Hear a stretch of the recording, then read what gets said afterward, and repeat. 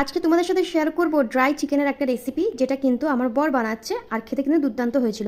প্রথমে একটা বোলের মধ্যে দুটো ডিম ফেটিয়ে নিয়েছি, আর দিয়ে দেবো গোলমরিচ গুঁড়ো, soya sauce, chilli sauce, tomato sauce, red chilli sauce, আর দিয়ে দেবো আদা রসুন পেস্ট।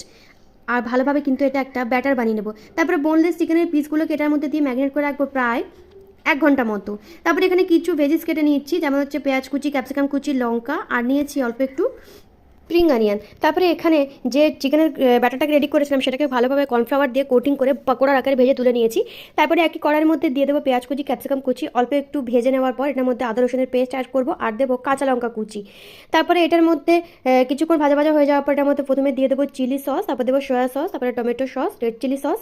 ঝালটা তোমাদের প্রয়োজন মতো দেবে। তারপরে পকোড়াগুলো এটার মধ্যে দিয়ে দেবো, ব্যাস ভালো করে একটু সতে করে নেবো।